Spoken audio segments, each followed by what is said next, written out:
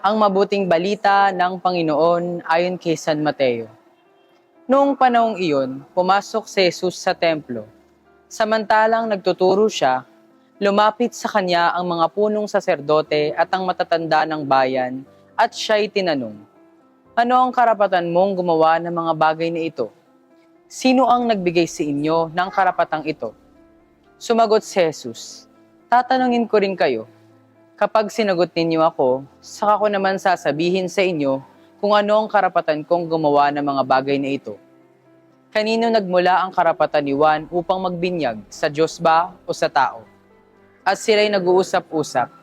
Kung sabihin nating mula sa Diyos, sasabihin naman niya sa atin, bakit hindi niyo siya pinaniwalaan? Ngunit kung sasabihin nating mula sa tao, baka naman kung ano ang gawin sa atin ng bayan, sapagkat kinikilala ng lahat na si Juan ay isang propeta. Kaya't sumagot sila kay Jesus, "Hindi namin alam."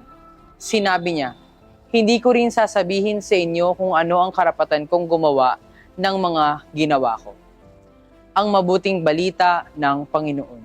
Pinapakita ni Jesus sa Ebanghelyo ngayong araw na ang tunay na karunungan ay hindi lamang nakikita sa dami ng ating nalalaman, kundi katapatan ng ating puso sa Diyos. Tinuturuan niya tayo na ang Diyos ang pinagmumula ng lahat ng kabutihan. Bilang kabataan, madalas akong harapin ng tanong at hamon sa paaralan, sa paglilingkod, at maging sa pamilya. Minsan ay kailangan kong patunayan ang aking kakayahan o ipakita na kaya ko ring gumawa ng mabuti kahit bata pa. Ngunit tulad ni Jesus, ang tunay na lakas ay hindi kailangang ipagsigawan. Ito ay nakikita sa ating mga gawa, sa pagiging tapat, marangal, at mapagkumbaba. Paalala rin ito sa aking sarili na hindi ko kailangang maging tanyag upang makilala ng Diyos. Ang mahalaga ay ginagawa ko ang lahat ng may malinis na hangarin at pananalig sa Kanya. Manalangin tayo.